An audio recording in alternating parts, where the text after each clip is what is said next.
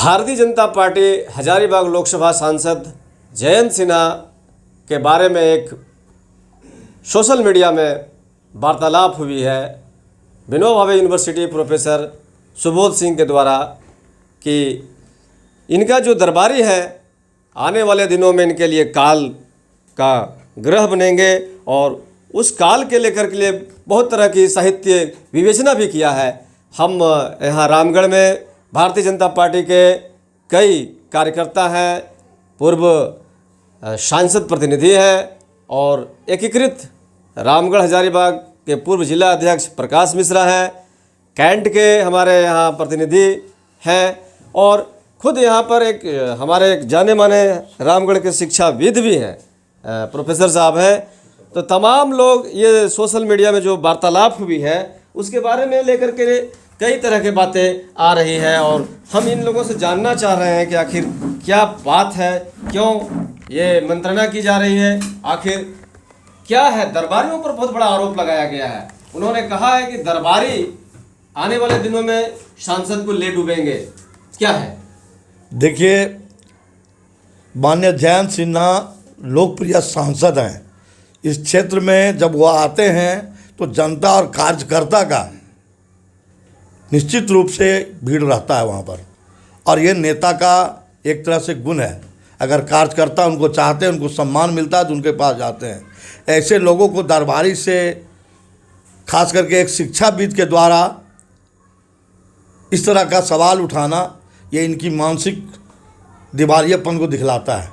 हालांकि उन्होंने किसी ऐसे कुछ शिक्षाविद हैं जो वहाँ मौजूद हैं जयंत सिन्हा के यहाँ, उनका इशारा है किसी के प्रति, उस पर आप क्या कहेंगे? मैं उस पर स्पष्ट करना चाहता हूँ कि अभी विनोबा भावे यूनिवर्सिटी में राज्यपाल के द्वारा जो सिंडिकेट सदस्य नामित किया जाता है उसमें प्रोफेसर सुरेंद्र सिन्हा, जो संजोग से सांसद प्रतिनिधि भी हैं लोकसभा के, उनको नामित किया गया।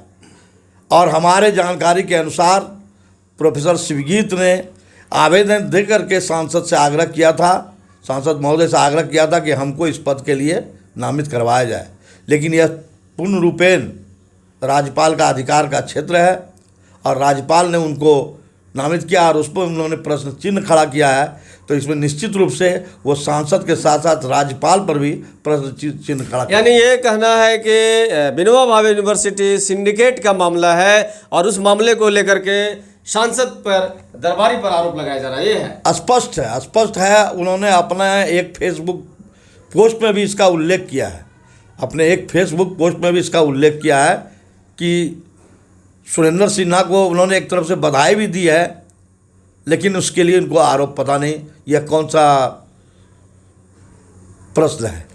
उन्होंने ये भी तो कहा है सोशल मीडिया में कि समाज में वो प्रोफेसर साहब जाते हैं, उनके समाज में उनकी जान होती है, वोट के समय वो वोट मांगते हैं, दरबारी नहीं जाते हैं। दरबारी आने वाले दिनों में कल उनके लिए, सांसद के लिए ग्रह बनेगा क्या? देखिए, ऐसा है, उन्होंने तो बहुत कुछ कहा है।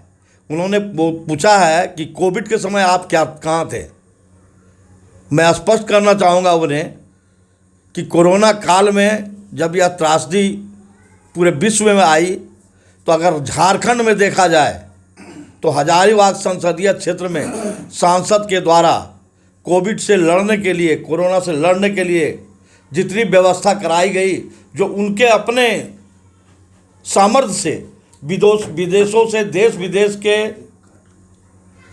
विदेश के ब्यूरोक्रेट से धन इकट्ठा करके हजारीबाग संसदीय क्षेत्र में 10 वेंटिलेटर, 500 ऑक्सीजन युक्त बेड, जिसमें झारखंड सरकार का कोई योगदान नहीं है, वह बाहर से, चाहे आपका एनजीओ के माध्यम से, चाहे CSR फंड के माध्यम से, CCL से, टाटा पर स्टील से और कई उद्योगपतियों से उन्होंने दान के रूप में लेकर के हजारीबाग में लाने का काम किया है। और आपको मालूम है कि हजारीबाग और रामगढ़ में, सिर्फ हजारीबाग और रामगढ़ कहीं कोविड के पेशेंट नहीं, यह रिकॉर्ड का चीज़ है कि बिहार से भी आकर के, दूसरे जिला से, धनबाद से, रांची से भी आकर के यहाँ पर पेशेंट ऑक्सीजन युक्त बेड और यहाँ पर इलाज करवा के गए हैं। तो ये कहना है कि सांसद के द्वारा कोविड में अच्छा कार्य किया गया है और अच्छा कार्य हुआ है, ये आपका कहना है। अभी हमारे पास रामगढ़ के प्रसिद्ध शिक्षाविद हैं और शिक्षाविद संजय जी मौजूद हैं। यहाँ पर साहित्य की भाषा में सोशल मीडिया में बात कही जा रही है और साहित्य अपने आप में बहुत ही बात संक्षेप में बहुत बड़ी बात कह देता है। राम की सेना है, राम की बात होती है, जनक की सेना से पारी नहीं खेला जा सकता है, भरत की भी बात आती है। संजय जी, ऐसी स्थिति आ गई है, भरत भी आ गए हैं, राम भी आ गए हैं, जनक भी आ गए हैं, सारे लोग आ गए हैं और एक बड़ा साहित्यिक बात कही जा रही है कि कैसे सांसद इस तरह से कर रहे हैं, क्या है मामला पूरी। देखिए, प्रोफेसर शिवगीत सिंह के द्वारा जो भी विषय सोशल मीडिया पर चलाए जा रहे हैं, निश्चित तौर पर वो तथ्यहीन और युक्ति संगत प्रतीत नहीं होता है। राजनीति अलग विषय है और रामचरितमानस का अलग विषय है। दोनों दो विषय हैं। राजनीति में हम राज्य को चलाने के लिए, देश को चलाने के लिए जो हमारे सामाजिक और राजनीतिक समन्वय होता है, हम उसकी बात करते हैं। प्रोफेसर शिवगीत सिंह जी के द्वारा जो भी विषय लाया गया है फेसबुक में, सोशल मीडिया में, वीडियो के माध्यम से, उस पर मेरा इतना ही कहना है कि वो अपने आप को प्राध्यापक कहते हैं, विश्वविद्यालय से जुड़े हुए हैं। निश्चित तौर पर अगर कोई उन्हें अपनी महत्वाकांक्षाएं अगर थी तो उस विषय को माननीय सांसद के पास रखना चाहिए था और उन्होंने आग्रह भी किया, आवेदन भी दिया है। लेकिन ये सबसे बड़ी बात है कि पद एक, अभ्यर्थी अनेक। एक ही पद है। माननीय गवर्नर झारखंड महोदय को वो नामित करना था और सिंडिकेट मेंबर के रूप में प्रोफेसर सुरेंद्र सिन्हा जी को माननीय गवर्नर झारखंड ने नामित किया। इस पर कोई विवाद नहीं होना चाहिए। यहाँ उन्होंने बड़ी बातें कही है कि जयंत सिन्हा दरबारी के दबाव में दब गए हैं, दरबारी आने वाले दिनों में उन्हें पतन कर देगा, पतन की राह पर ले जाएगा। क्या वाकई में दरबारी उनको पतन की ओर ले जा रहे हैं? देखिए, इस संदर्भ में मैं इतना ही कहना चाहूँगा कि जयंत सिन्हा न तो राजा हैं और न तो महाराजा हैं। जयंत सिन्हा जनता के सेवक हैं। हजारीबाग संसदीय क्षेत्र के वो जनप्रतिनिधि हैं और संसदीय क्षेत्र का जनप्रतिनिधि हमारे यहाँ क्या होता है, जब माननीय प्रधानमंत्री जी कहते हैं कि मैं जनता का सेवक हूँ, उसी तरह से हमारा सांसद भी जनता का सेवक है और जनता का सेवक होने के नाते जनता के लिए काम करना है। हम जो भी काम करते हैं, सांसद हों, विधायक हों, जनप्रतिनिधि हों, कोई भी जनप्रतिनिधि जनता की सेवा करती है। अगर वो दरबारी किसी को कहे हैं तो मैं तो उनकी विद्वता पर सवाल उठाता हूं कि दरबारी शब्द का प्रयोग कहाँ करना चाहिए, कहाँ नहीं करना चाहिए। ये सोच समझ के विषय है। शिवगीत के द्वारा यह भी कहा गया है कि जयंत सिन्हा अपने दरबारियों पर भरोसा कर रहे हैं। दरबारी उनको जो गाइडलाइन कर रहे हैं वो गाइडलाइन पर चल रहे हैं। उनको ज़मीन पर उतरने की सलाह दे रहे हैं, वो ज़मीन पर उतरें। क्या सांसद दूसरा टर्म हो गया है, ज़मीन पर नहीं उतर के चल रहे हैं क्या? देखिए, प्रोफेसर शिवगीत सिंह जी ने, सुबोध जी ने जो बातें रखी हैं, मैं ये कहना चाहता हूँ कि उनको राजनीति से हमको लगता है वास्ता ही नहीं है। वो साहित्य के प्रति अभिरुचि रखते हैं। राजनीति के से उनको हमको लगता है कि विशेष लगाव नहीं है। विषय को रख दिया उन्होंने। राजनीति जो करने वाले व्यक्ति होते हैं ना, वो सांसद हों, विधायक हों, मुखिया हों, जिला परिषद के सदस्य हों, कोई भी जनप्रतिनिधि हों, वो निश्चित तौर पर कार्यकर्ता के साथ जिस दल से जुड़ा होता है उस दल के कार्यकर्ता के प्रति उसका स्नेह प्यार होता है। उनका ये भी तो कहना है कि बाहर से विश्वविद्यालय से पढ़े हैं, सांसद विदेशी से आए हैं, विदेश की भाषा करते हैं, विदेशों की लैंग्वेज है, बॉडी लैंग्वेज। उनको हजारीबाग का भूगोल सीखने की बात कर रहे हैं। देखिए, इस संदर्भ में मैं कहना चाहता हूँ कि प्रोफेसर सुबोध सिंह शिवगीत जी एक विश्वविद्यालय के प्राध्यापक हैं और उनकी योग्यता, दक्षता था तब वो विश्वविद्यालय के प्रोफेसर बने। उसी तरह से हमारे सांसद महोदय के अंदर टैलेंट था, योग्यता थी, दक्षता थी, पात्रता थी, तो अपने टैलेंट के आधार पर विदेश में जाकर के अच्छा प्रोफेसर साहब एक बात और बताएंगे, यहाँ पर रामचरितमानस की बात आ रही है, रामचरितमानस में चरित्र की प्रधानता कही राम के चरित्र पर आ रही है, तो उन्होंने कहा है कि हम बंदर भालू की जैसे सेना बना लेंगे, क्या शिवगीत जी सांसद के विरुद्ध सेना बनाएंगे क्या? देखिए, मैं बताना चाहता हूँ, प्रोफेसर सुबोध सिंह शिवगीत जी साहित्य पढ़ाते हैं, रामचरितमानस का भी अध्ययन करते होंगे।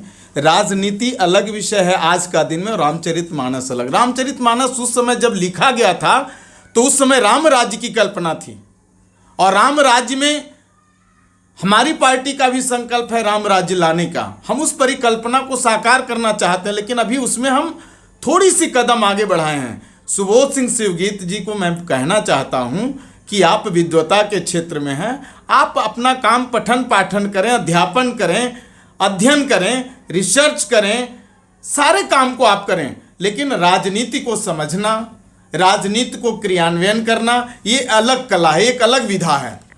हम तमाम लोग आपस में चर्चा कर रहे हैं। हमारे यहाँ सांसद प्रतिनिधि कैंट के हैं और बड़े समाज सेवी भी हैं, और एक समाज के नाते हम ये जानने भी प्रयास कर रहे हैं कि एक शिक्षाविद इतनी बड़ी बात बोलता है और उस पर बड़ी चर्चा का विषय बन जाता है, क्या कहेंगे?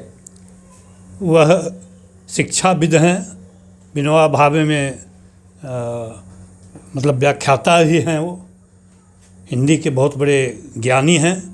उनके लिए मैं सिर्फ यह कहूँगा कि उन्होंने कार्यकर्ता, भारतीय जनता पार्टी के हम लोग कार्यकर्ता हैं और सांसद के प्रति हम लोग वफादार हैं, इसलिए कि वह भारतीय जनता पार्टी के सांसद हैं, भारतीय जनता पार्टी के वो सांसद हैं। इस नाते हम लोग जितने भी भारतीय जनता पार्टी के कार्यकर्ता हैं, हमारे साथ जो गांव दूर दराज झुग्गी झोपड़ी में रहने वाले लोग या जिनको राजनीति से बहुत कम वास्ता है, ऐसे लोगों के दुख दर्द को लेकर के और हम लोग जाते हैं सांसद महोदय के पास, और हम लोग जैसे व्यक्तियों को यदि वह दरबारी कहते हैं तो हमें लगता है वह पूर्वाग्रह से ग्रसित हैं और उन्हें जो है किसी न किसी बात का क्षोभ है मन में, और वह उस क्षोभ को मतलब ये कहा जा सकता है कि उनकी बातें से ये हो रही है कि आप अपने आप को दरबारी मान लिए हैं क्या?